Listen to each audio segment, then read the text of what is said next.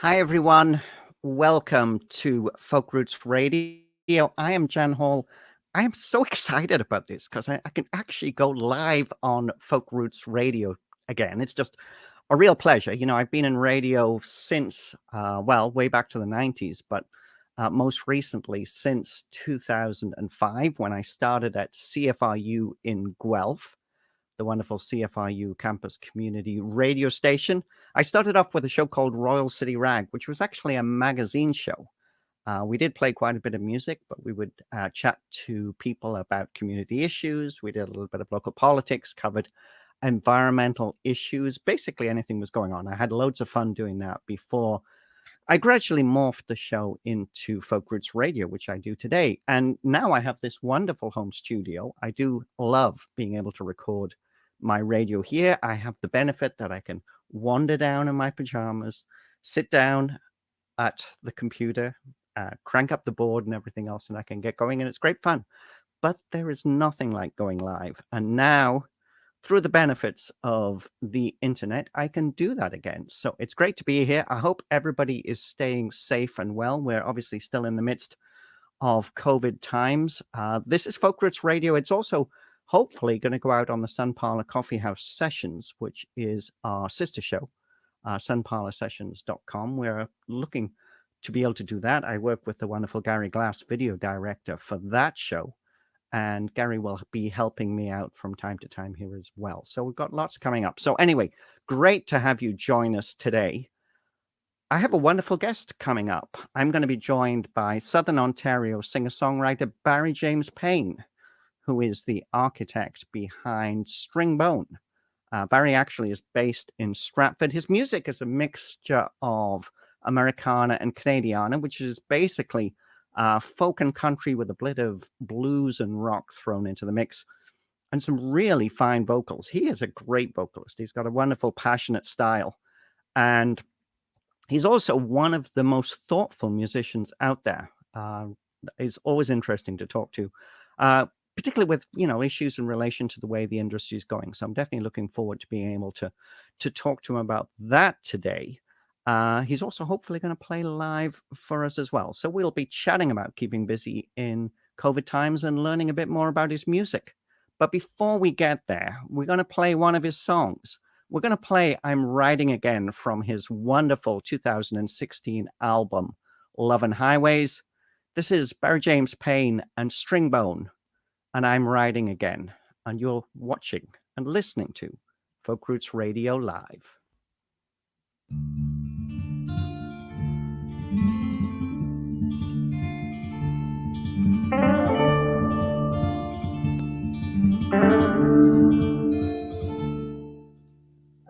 Mother, I'm riding again.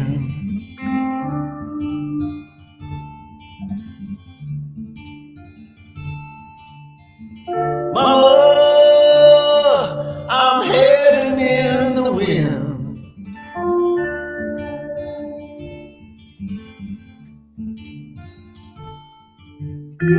Put down my smoking guns, I bet on the wind.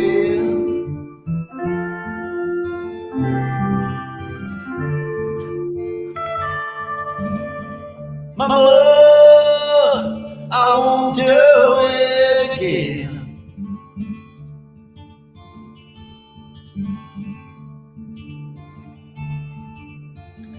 Papa,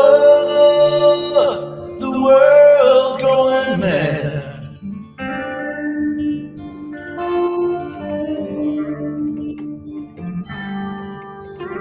I've seen some things I wish I never had.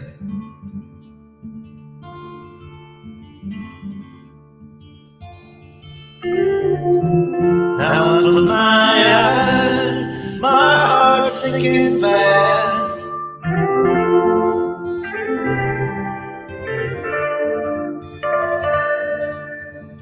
Mama, the world's gone mad.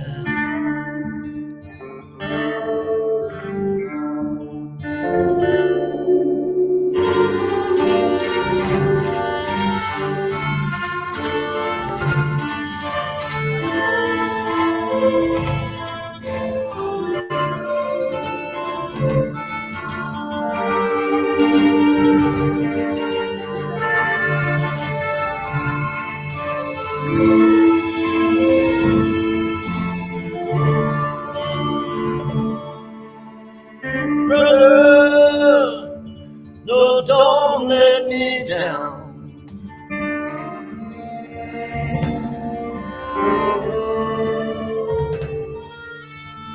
Brother, I'm bathing on the ground.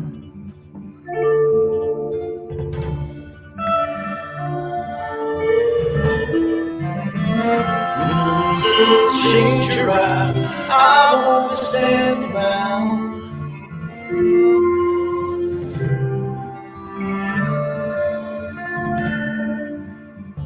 Brother,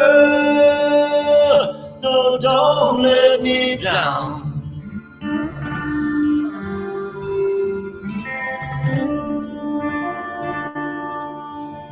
Children, there is love in your heart.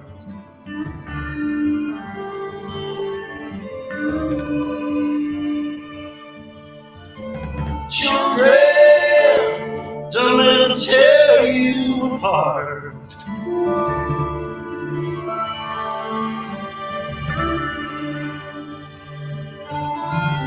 I hear your voice out loud and hear the wind.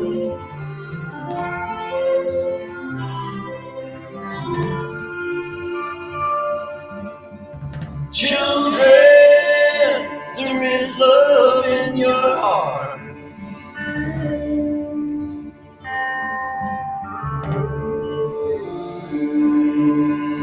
Children, there is love in your heart.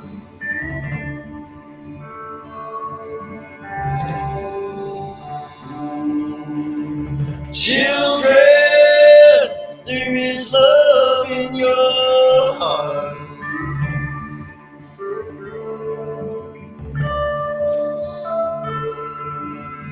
Children, there is love in your heart.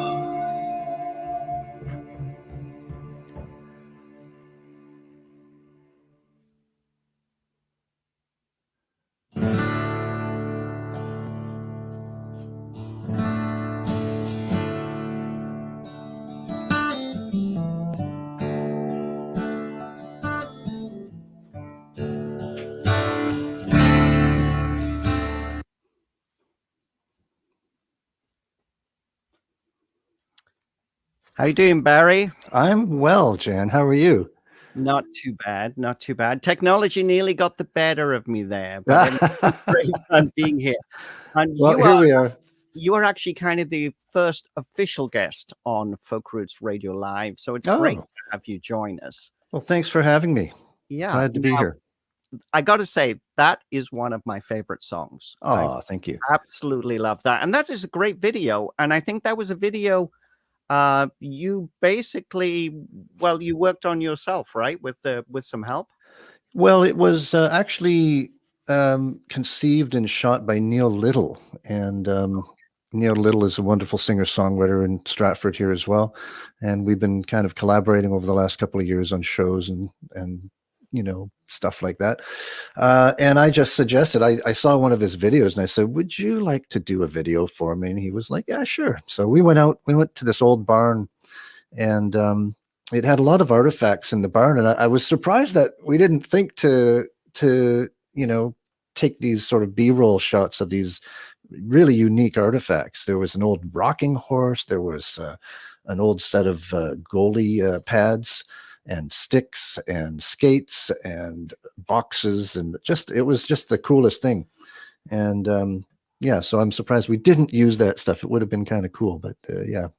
So we just shot, and then Neil edited it a few weeks later, and I thought he did a fantastic job. Well, it's funny because before we played it, I was just saying how much I love your vocals, and that song really has you front and center. Obviously, it is beautifully filmed from that point of view. But I mean, I just love the delivery, and that is one of my favorite songs. I'm going to say this. I get accused of using the word favorite too much, but that's a song that lives on my iPhone, and it will when I go for my morning walk, I set it to shuffle, and every now and again, Barry It James comes up. Payne as Stringbone pops up with that fabulous song. Beautiful. Thank you. Yeah. So let's talk about your music, because you've been involved in a whole bunch of different things in Y- the music business. I mean, Stringbone is your solo project. You're also a member of wonderful Celtic band Rant Maggie Rant, who I think are currently on hiatus. Is that right? Well, there's not much we can do right now. So, we actually played, or three of us from the band played a live, well, not a live, actually a recorded show in just west of London at the Mary Webb Centre in Highgate. Um, that will be broadcast soon. I don't know when exactly, could be in a couple of weeks or a month. And that was for the Chatham area Health Services, was being promoted by Health Services, I believe, in Chatham, just to help promote, health in these COVID times. And so that's the last time we've played. And I think prior to that, we played in December, which was a live broadcast with the London Symphonia, the brass section of the London Symphonia. So we've been really, really limited. There's not a lot of shows. Not all of us have recording equipment at home, so it's hard to record things when everybody doesn't have that capability. It's just been a strange time. A band like that, there's so much going on musically, arrangement wise. We really do need to get together and perform and hash out ideas, and that's a huge drawback for us right now. But we are talking, we are strategizing, we are applying for grants, hoping that when things open up, we'll have the ability to get together and put on some shows.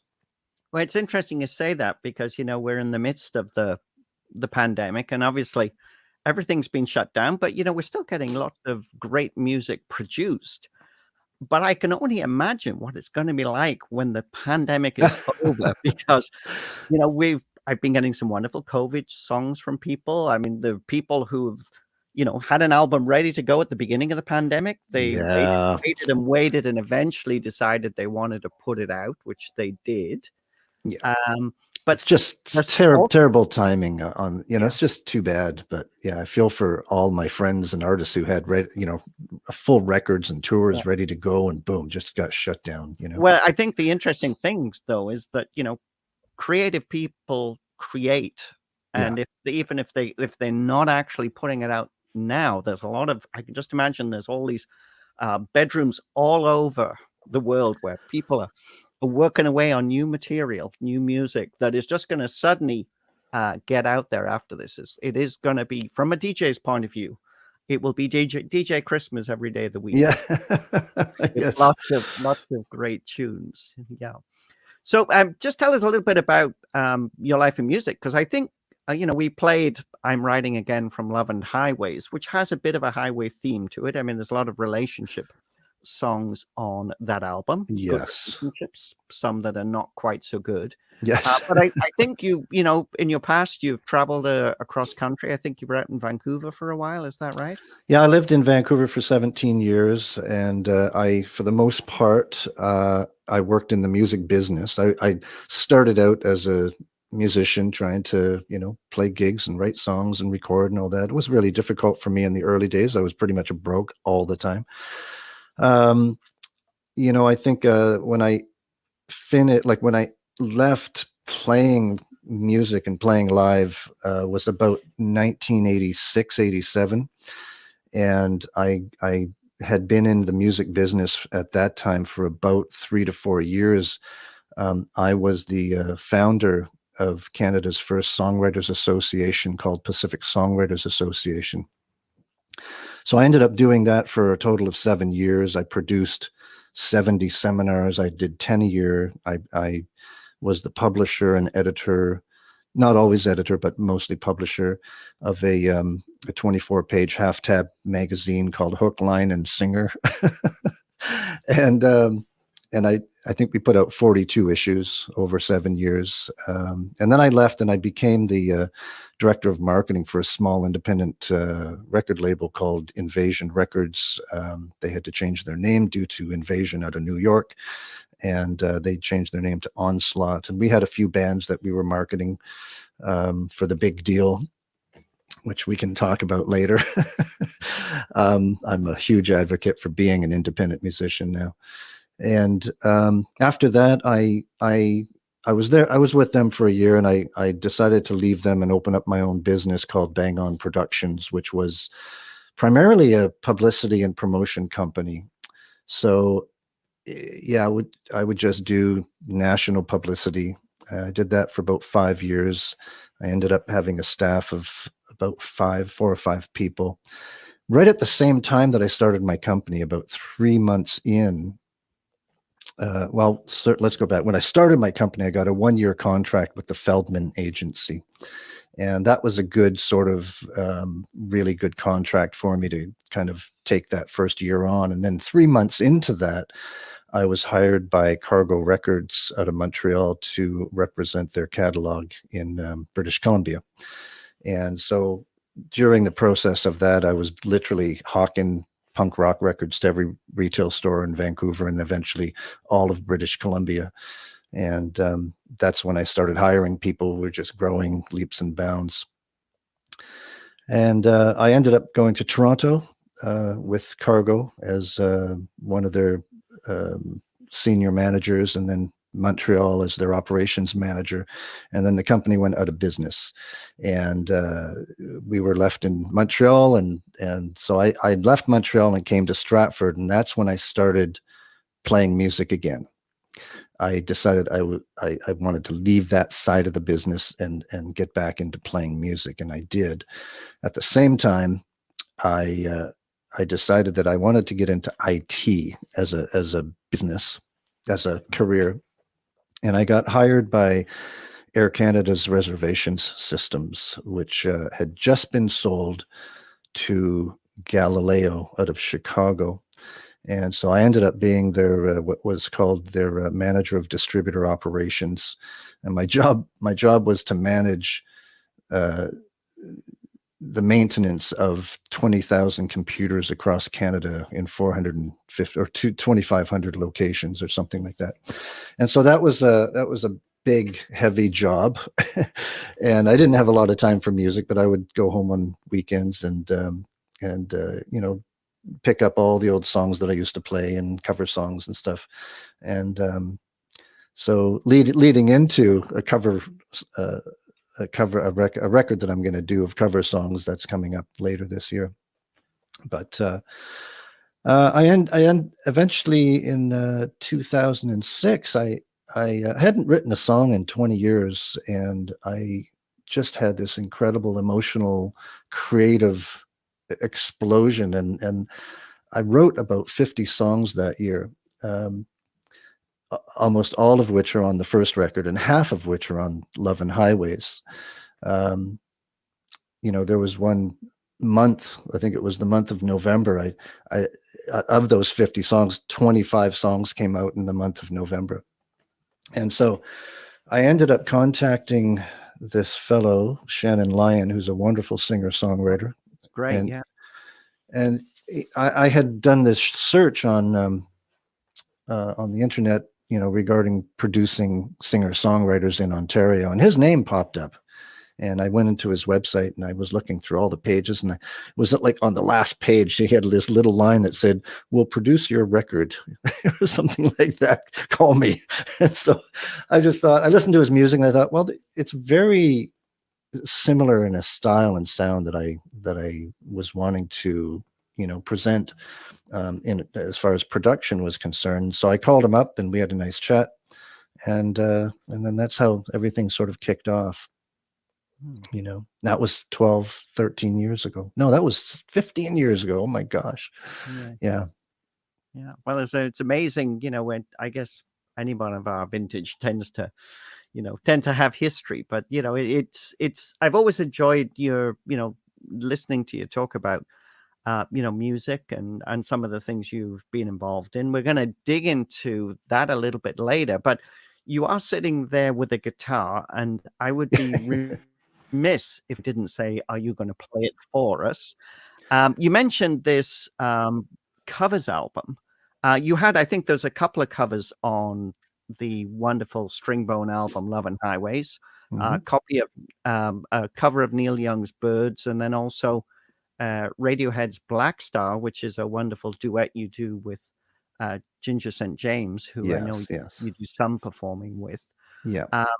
The new covers album, can you give us any, we're going to get you to play one, I think, in a few seconds, but anything you want to give us an idea of what to expect on that? Yeah, I mean, sometimes when you're practicing, you go back to a lot of songs that you've been playing all your life. And so I had this concept that, well, let's pull out some of the songs that I learned guitar on. I learned how to be a musician and a singer and a performer on. And so there are a lot of these songs that I've chosen that come from the 70s and the 80s in particular. And then I just added a few more that I like that I've added either to my set or that I've really liked over the years, but I've never really performed or recorded. And I thought, well, let's do it, because I think, these are the kinds of songs that influenced me when I was learning my craft and how to be a songwriter and tell a story. So yeah, that was the impetus of this. And I'll be doing this song with my very good friend George Leger III, who lives in Las Vegas right now. But George and I met in Vancouver at a music school called the Institute of Communication Arts. And I went off on the administration side, promotion, publicity, administration in the music. And George went into engineering and production. He's mastered over 2,000 CDs, many Juno Awards in his mastering. And he's a wonderful engineer as well. He's a fantastic musician, singer, songwriter as well. Although it's a different style, his style is very much almost a dancey pop, kind of like a Prince approach. And he idolizes Prince, so he won't, he won't mind me saying that. And so it's a nice combination. He's worked in a lot of different styles of music, so he really understands what I'm doing. And so I kind of have carte blanche on the music production and sort of arrangement side, and then he tweaks the knobs and makes it sound good. And we're also collaborating on another project, which we can talk about in a little while. Yeah. So what are you going to play for us? Well, when I first moved to Vancouver, there was this place on 4th Ave called the Soft Rock Cafe, and it was a wooden structure, had a nice big performance room, and I went to see this artist there by the name of Farron. And she played this song, and it just blew me away. The storytelling is so good, and so I learned it right away. I think I was 21 years old when I moved there, and I learned this song. And so it's just one of those beautiful, heart-wrenching songs that I've played my entire career. I've just never really played it live, and except way back in the early days. And for certainly the last 15 years, I've never played it live. And I just thought it would be a nice one to kind of put on the set, put in a recording, which I have. It's now done. But and that will be the first release. It's called Ain't Life a Brook.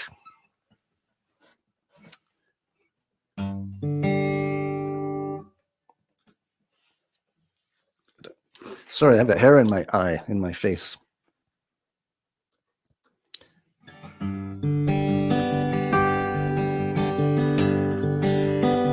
I watch you reading the book. I get to thinking now our love's a polished stone. You give me a long, drawn look. I know pretty soon you're gonna leave our home, and of course I mind. This especially when I'm thinking from my heart. But life don't clickety-clack down a straight line track. It come together and it come apart. So I hope I'm not the kind to make you feel obliged to go ticking through your time with a pain. Look in your eyes, you give me the furniture, we'll divide the photographs. Go out to dinner one more time, have ourselves a bottle of wine and a couple of laughs. When first you left, I stayed so sad I wouldn't sleep. I know that love's a gift, I thought yours was mine, something that I could keep. Now I realize time is not the only compromise. A bird in the hand could be an all-night stand between a blazing fire and a pocket of skies. And so I hope I'm not the kind to make you feel obliged to go ticking through your time with a pain. Look in your eyes, I covered the furniture, I framed the photographs. Went out to dinner one more time, had myself a bottle of wine and a couple of laughs. Just the other day, I got your letter in the mail. I'm happy for you, it's been so long. You've been wanting a cabin in a backwoods trail, and I think that's great.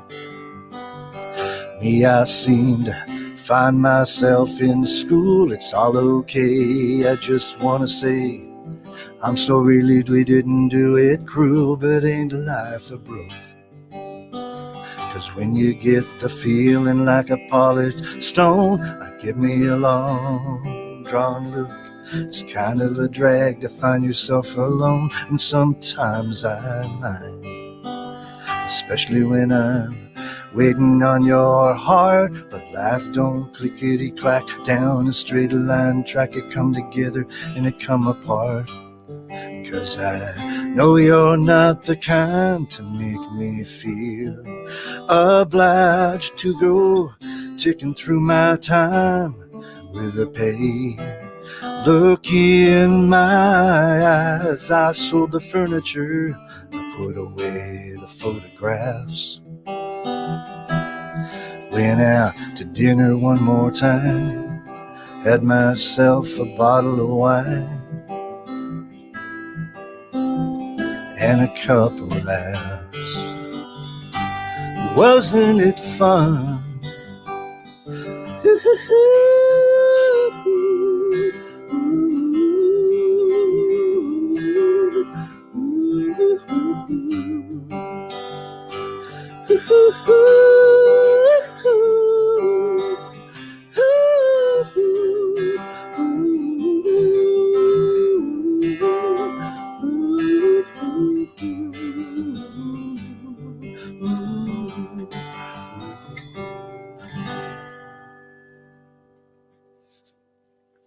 That is Barry James Payne with his version of Ferron's Ain't Life a Brook, which was on the Testimony album from Right. 1980.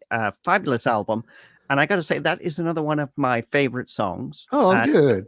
I actually have that version. And then I think from Impressionistic, I think the live album that she did, Yeah. there is a brilliant live version of it as well. So Yeah. they are on the iPhone for my walks. And Yeah. it's always a real pleasure when that comes up. So, Barry, we're in the midst of the pandemic.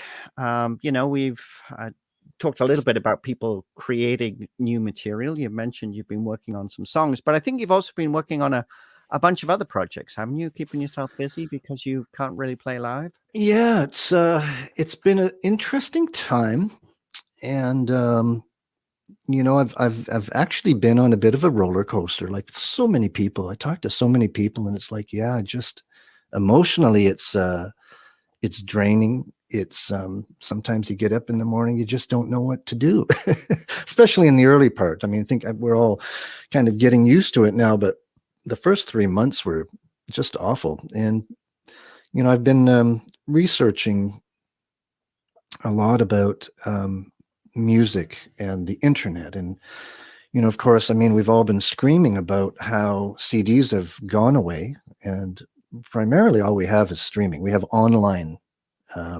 We have an online market right now.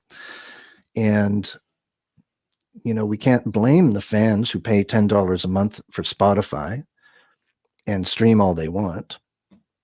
And, at the end of the day, I guess the feeling is that Spotify is making billions of dollars, but the artists that they use for their system are not making the money that they used to make selling CDs.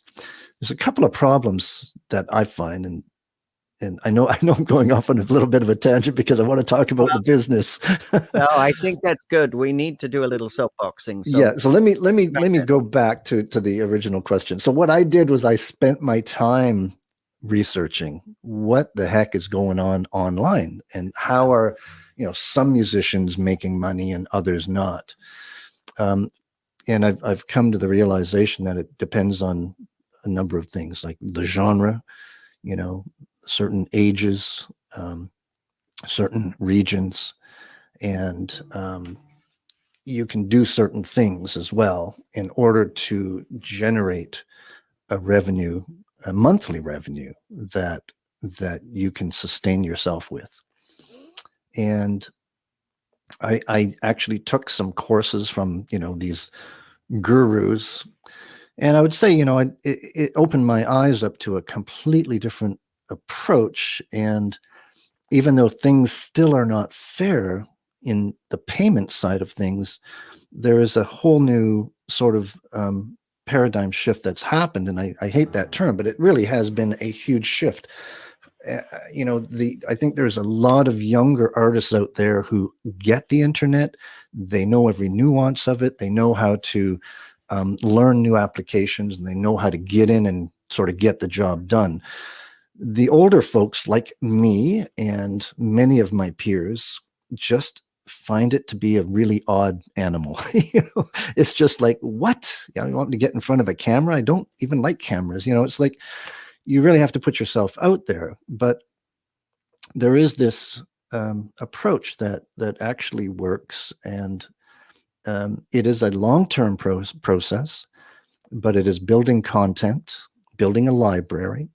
You have to remember, if you have one person around the world who latches onto your music and likes it, that's not one stream. That's probably going to be 100 streams, and possibly a CD, and possibly a t-shirt, and so on. And so you have to put yourself out there. And, in the old days, the old model was that you would play gigs and write songs and record and send demos to record labels, primarily major labels. And, they would sign you. They would give you a budget. They'd say, okay, we're going to sign you. We're going to spend $350,000 on your record. We'll spend $50,000 on videos, blah, blah, blah. All the money that they spent was to make people aware of who you are, because you were only regionally known, maybe only known in your city, but maybe regionally. And so they got wind of you, or you applied, and you sent them demos, or you started a relationship with them, and eventually you got signed. And their whole job was to spend all this money to make people aware of you. So they would send CDs to all the radio stations, so on. That all costs money and time and effort.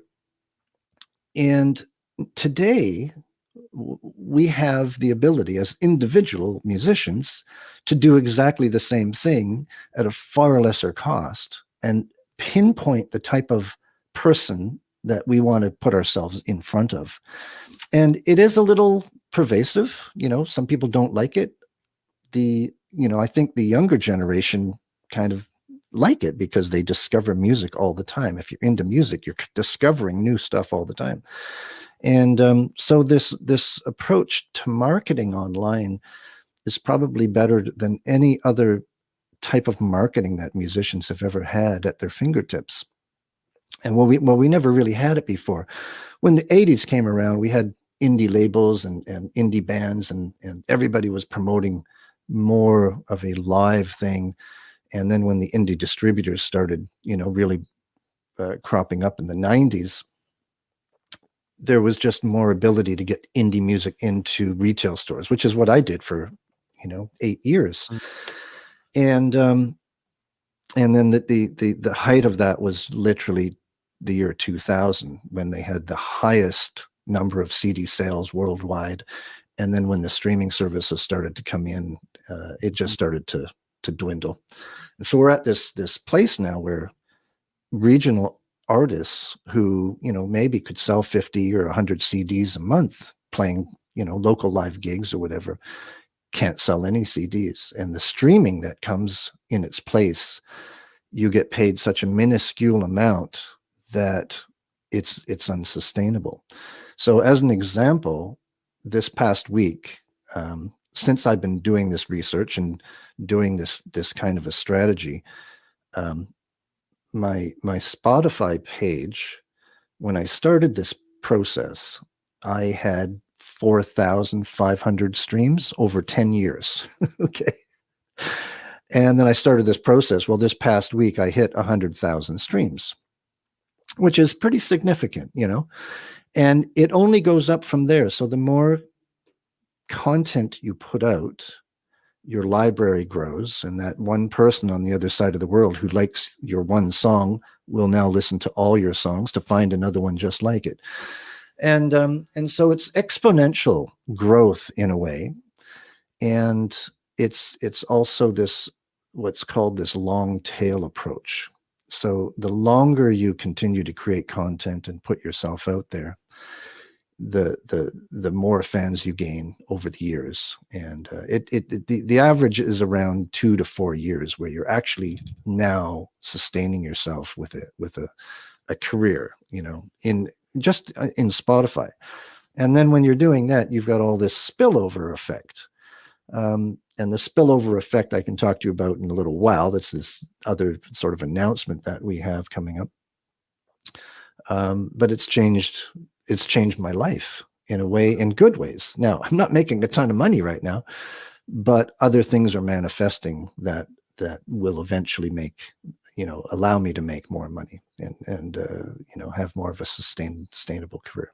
So I think from your point of view, I mean, you're feeling that if you can actually get people to pick up that first song, I mean, does that really speak to more releasing the songs gradually rather than putting that album out there? You're trying to hook the listener who might be, on Spotify or one of the other streaming services.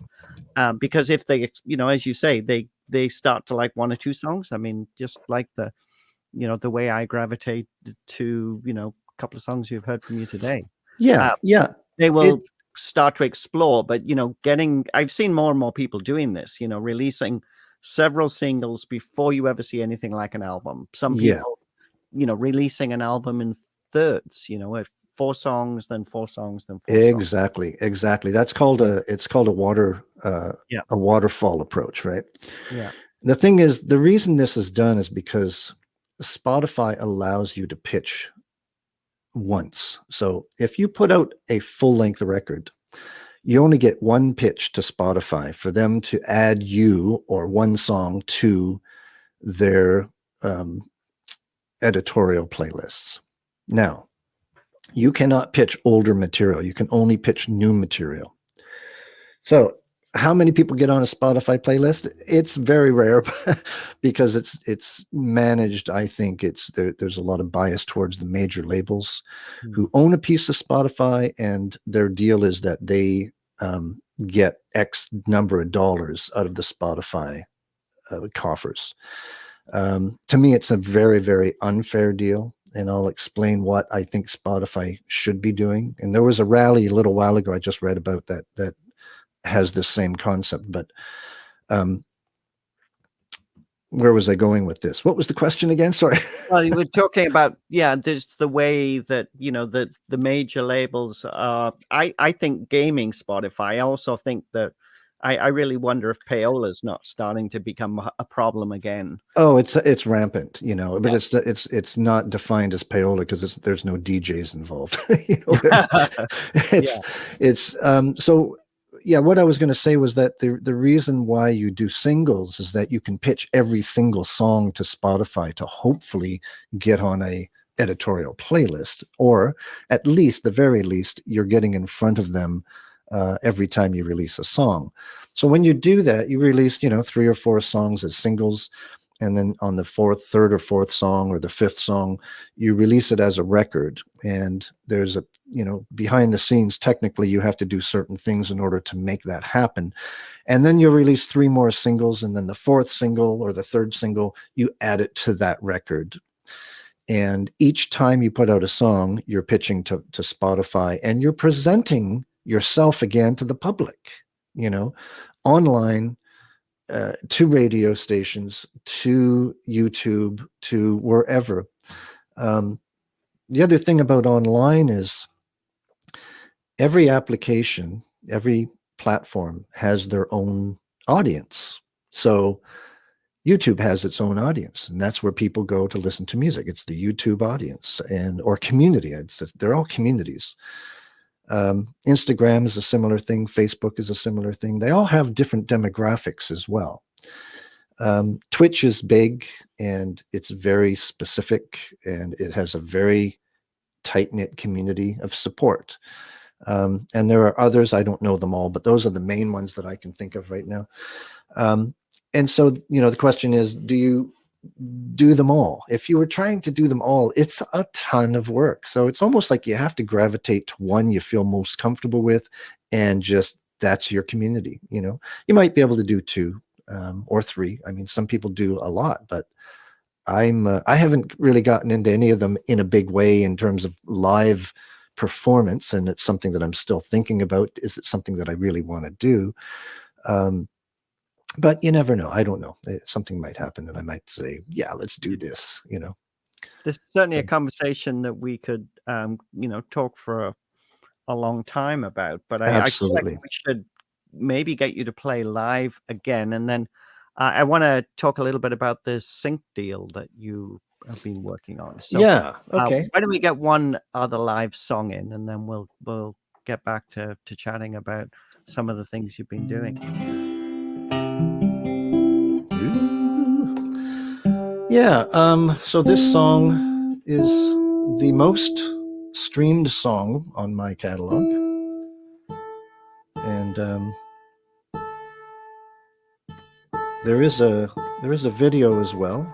There's actually a couple of videos, and what happened with this song is in my marketing strategy, you really do market all over the world, but you market to people that you think might like what you're doing. So, I chose certain artists as my influences. I guess they're called tags or whatever, keywords, and you put them in, and that way you can get your music in front of certain people that might like it. And how you're doing very well is what in the behind the scenes in Spotify, you can see the number of saves on your song, or the number of playlists on that your song or your entire catalog gets. So just about a month ago, people are saying, we're tracking numbers and we were paying too much attention to numbers. Well, numbers do mean a little bit. It means some, awareness. You can see if there's awareness about your music. You can see if people are liking your music through saves or the number of playlists that you get added to. So when I started this, I think I had, 10 playlists. People had my songs in 10 playlists. Well, a month ago, it clicked over 1,000 playlists. So these are 1,000 playlists created by people around the world who have added one of my songs. And, you can go in the background and see all the playlists that play your music, So it's a really interesting thing to be able to do that. I mean, as a marketing expert, back in the 90s, I mean, this would have been like a gold mine to me, you know. So as an independent musician, I've said this before. The analogy is that we are like corner variety stores, and we are selling our wares, and we have to attract people to what we're doing, and we're operating in you know, as a very small business. We're mostly one-person operations that hire out people to help us with all these other things.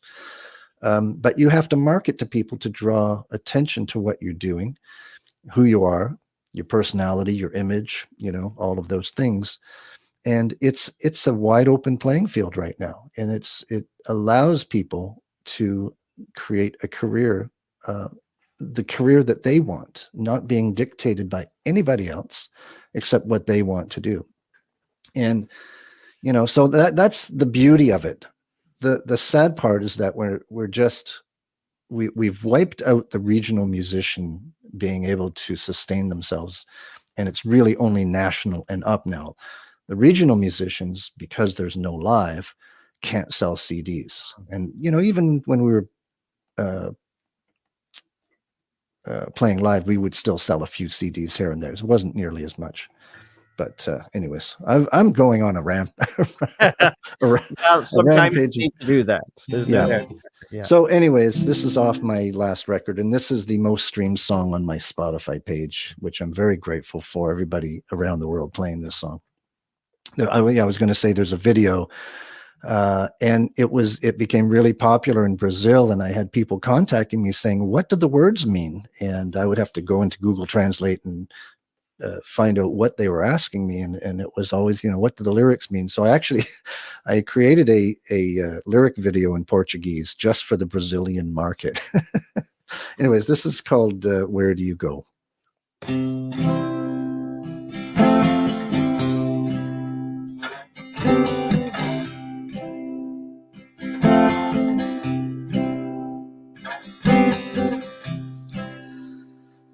Where do you go when the cold wind blows? Where do you go when the cold wind blows? Where does a preacher go when something's wrong? Where does a preacher go when something's wrong?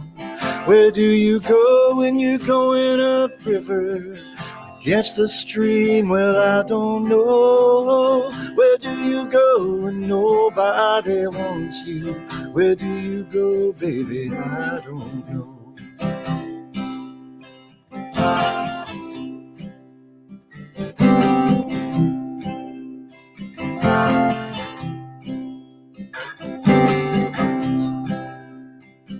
The politics of life ain't for everyone. These politics get in the way. You learn your lesson, get back on your feet again. Sometimes these lessons never go away. Where do you go when you're going upriver against the stream? Well, I don't know. Where do you go when nobody loves you? Where do you go, baby? I don't know.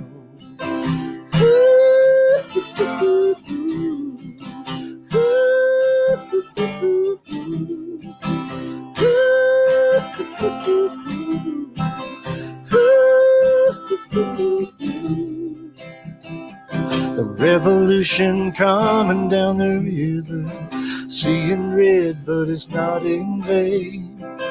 Revolution making your life easier, standing up to a world that's insane. We gotta make that change. We gotta rearrange. Where do you go when you're going upriver against the stream? Well, I don't know. Where do you go when nobody loves you? Where do you go, baby? I don't know. Where do you go when nobody loves you? Where do you go, baby? Come on home. Where do you go, baby? Come on home. Where do you go, baby? Come on home. Where do you go, baby? Come on home. That's Barry James Payne as Stringbone with Where Do You Go? A wonderful song from the 2016 album Love and Highways.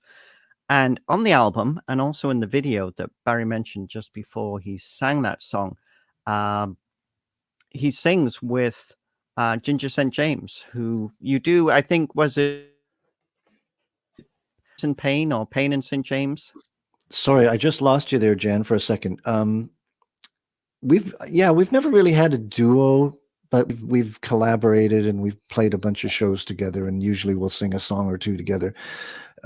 Ginger helped to write that song. Once it was like completed, she helped me rewrite a verse. But when I was recording the song, Ginger wasn't available. She was out west touring, and unfortunately, timing didn't work out.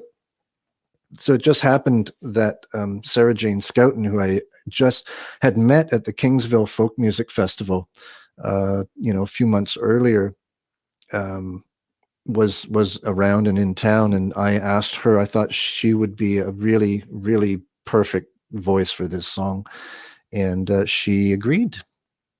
Oh, so she's on the album version. She is on the album version. On the video version. Okay, got that wrong. Yeah. Well, actually, Sarah's on both versions. Okay. Yeah. I think. I'm thinking of the right song. Yeah. Sarah Jane's on this one. Yeah. It's definitely a great song. So you mentioned that, unfortunately live music has gone away, and obviously it's going to take time to see how things open up. I mean, we've just gone back into a sort of a shutdown in Ontario again after a brief open. Yeah. Obviously it's going to take time to see how well people come back.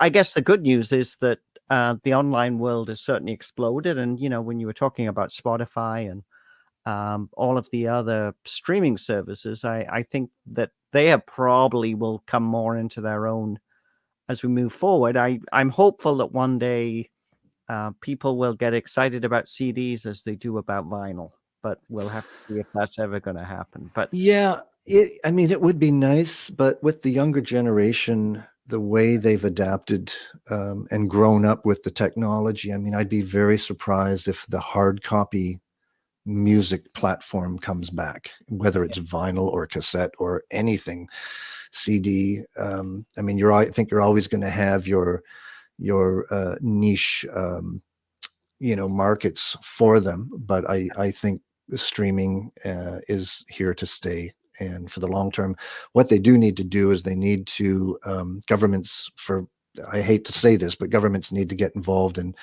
create statutory rates. Now, you have to remember that what streaming has done is that it has replaced the selling of the physical full record. And so when artists got paid, if they were on a label or if they pressed their own record, they would get the full amount of that money. Now, if they were with a label, they would only get somewhere between 10 and 12% of that money that came in. But they also got what was called a mechanical statutory rate, which I believe now is about 8 cents per song. So if you have 10 songs a record, you're getting 80 cents for the entire record. So what Spotify is paying out is actually a mechanical rate, and that's what people have to understand. SOCAN is providing some artists with performance royalties. I've gotten maybe 4 royalties, four plays on SOCAN royalties. So what they're doing, I don't understand, because they can go to their members' sites, and I know they have thousands of members' sites, but they should find some programmers who can program to find these plays on the internet, because there are tariffs for it, and pay the artists there appropriately. And so there's a lot of problems with a lot of these organizations in my mind. I just don't understand how you can have 100,000 streams and only get paid for half a dozen of them through my performing rights organization. That's a big bone for me to pick. And so I'm going to be going down that path soon. On the other hand, with Spotify, how I feel Spotify should be working is I pay Spotify just for the sake of ease, $10 a month in my membership, my subscription. And if I play 10 songs that month, those 10 artists or that artist with the 10 songs should get my $10. You know what I mean? Yeah. What's happening is that it goes into this big pool and it gets divvied up based on the number of streams each artist is getting. So if I get 4,000 streams that month, I'm getting whatever it is, 4,000 streams. I'm probably getting about $4, maybe $8 for 4,000 streams. And that's ridiculous. I mean, of the 100,000 streams that I've received on Spotify, I'd hazard to guess that I got paid about $250. Mhm. It's absolutely absurd. So what I feel is that the people or the payments should be going from the subscriber directly to the artist they are actually streaming, and that would be a much fairer model. And there's no reason why they can't do that. Technology is there. It's just, I don't know. They want to do it a little bit different. Yeah. But you have to also understand that that's how SOCAN works as well. Yeah. Yeah. SOCAN collects this huge amount of money, and they practically pay people out based on, sort of these audits of radio stations. Right, which is usually periodic. Yeah. Yeah. Yeah. So Yeah. if if they're doing a college station or a mainstream station, they'll collectively say, okay, well, this mainstream station is rock, and there's 20 rock stations across Canada. So if you got played on that station those 2 weeks 100 times, then you got played 100 times 20, and that's what you're going to get paid, which is just totally, it's ridiculous to me that we're in this day and age and we can't pinpoint actual songs from all artists. It just drives me crazy. I know it seems to work better when they audit all the time. I think then the CBC, I think they audit. Yeah, CBC does. Yeah, for sure. Yeah, obviously getting played on there. But yeah, I know with the college stations, I think I don't know if it's every 3 months, I think we get audited. Yeah. And so it is very unpredictable. One of the new things they're doing, though, is this sync deal. You're getting into the, I think the music for TV. I think that's a new thing you're working on, isn't it?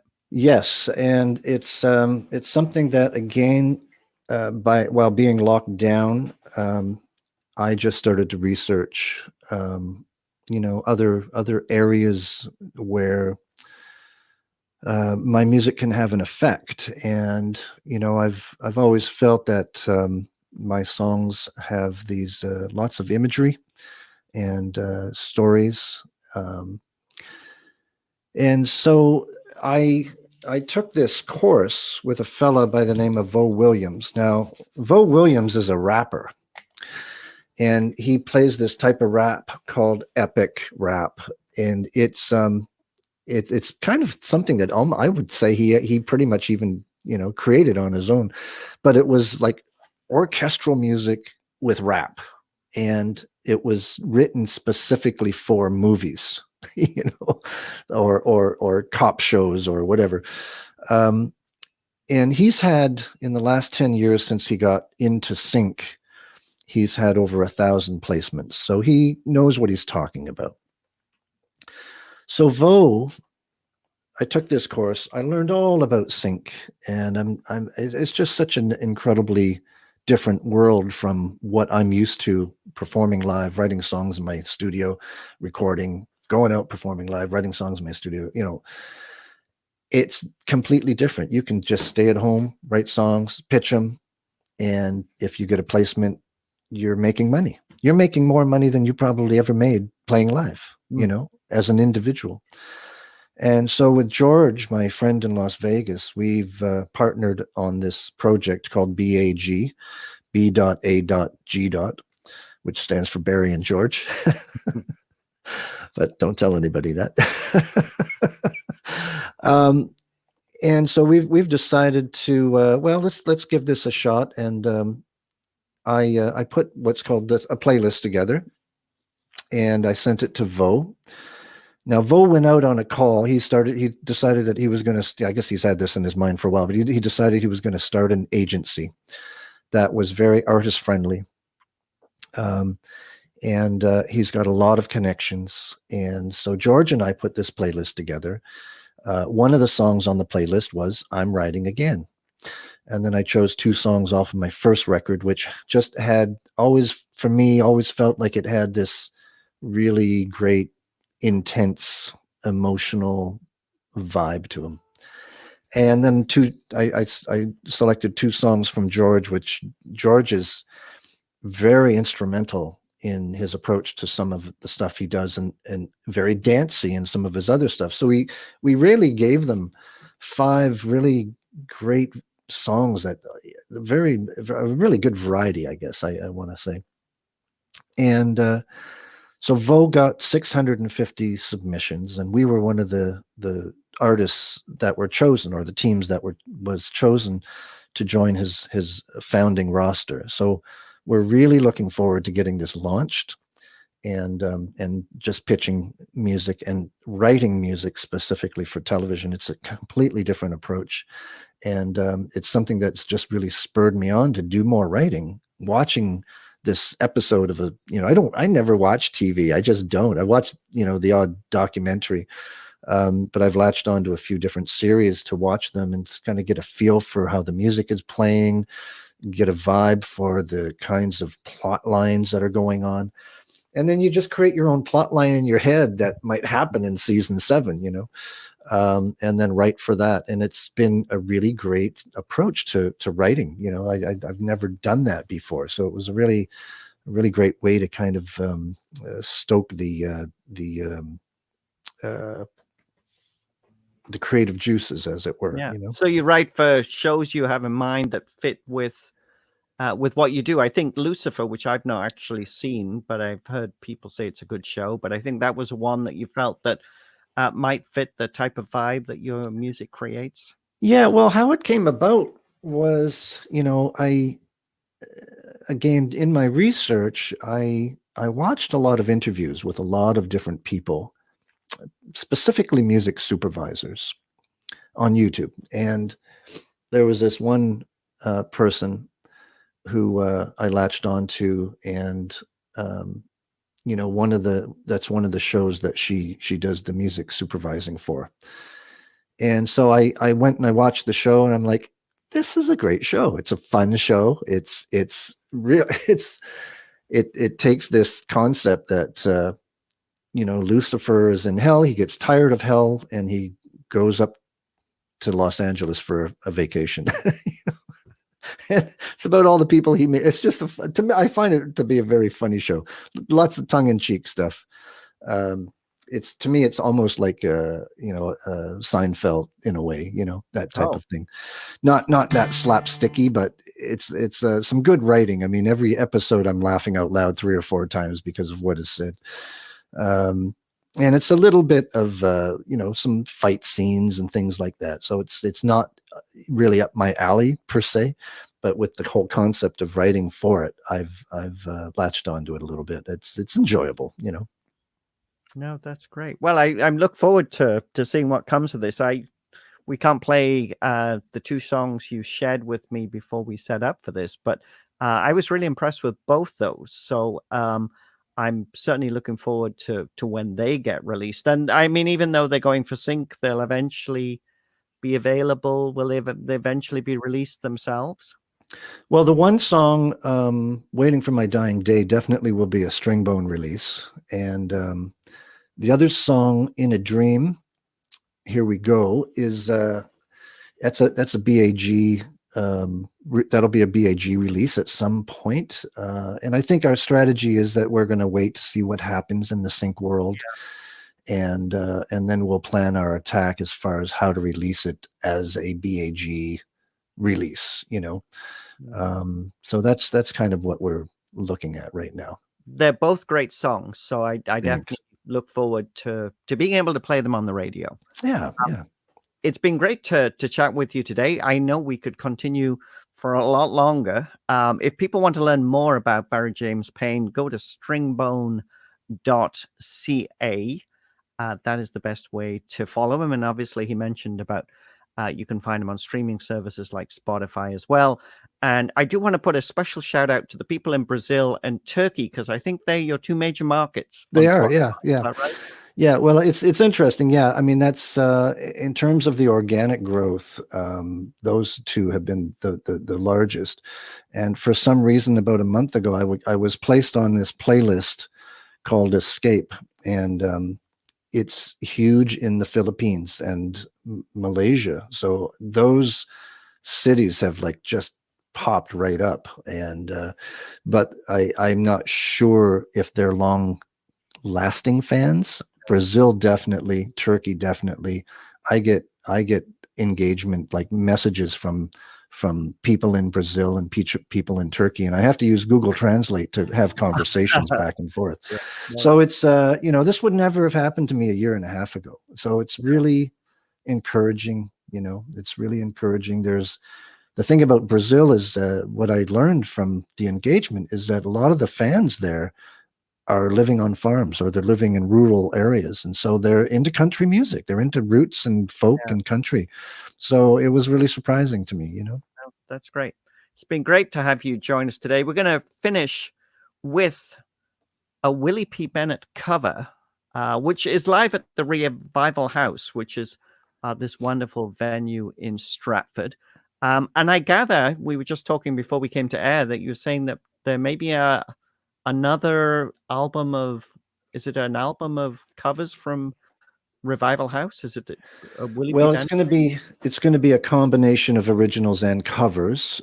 This one will be on that record as well, and it's I did this live show, which was filmed, and that's what this video is from.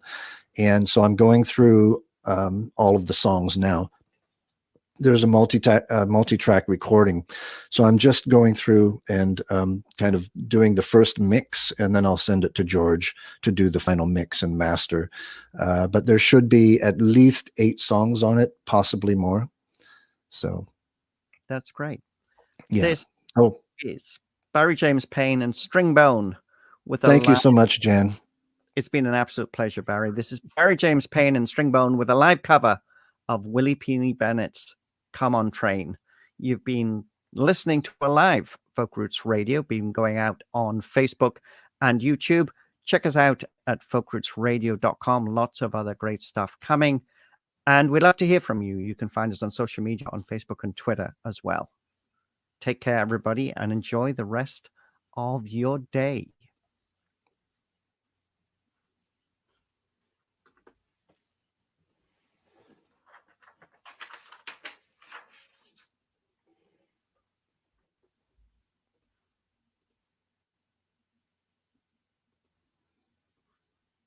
It's called Come On Train.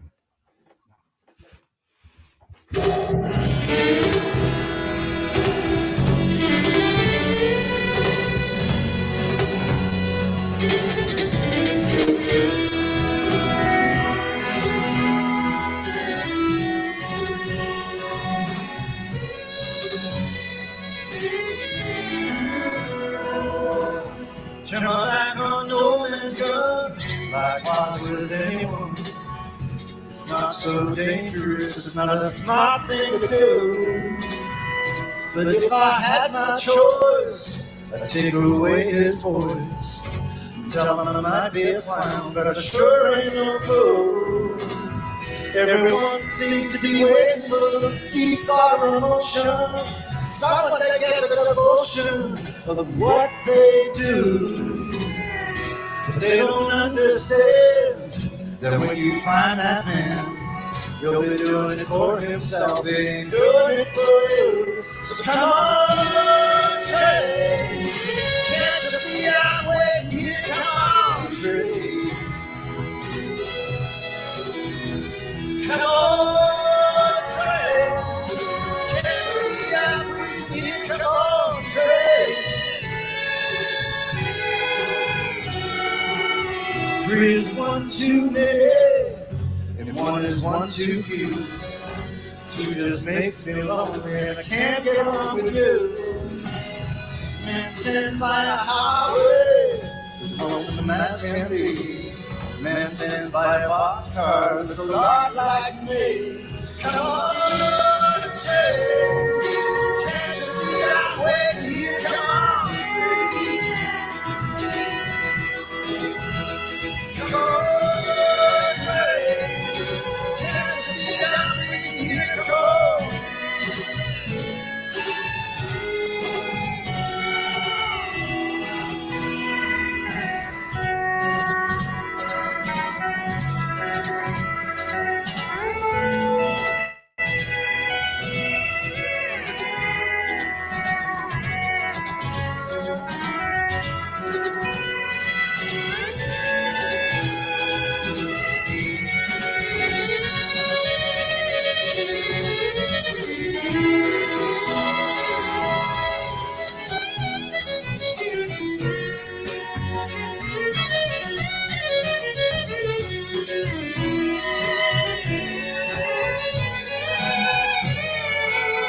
Fearless of flying, and I'm tired of climbing. Well, this time I gotta go all the way.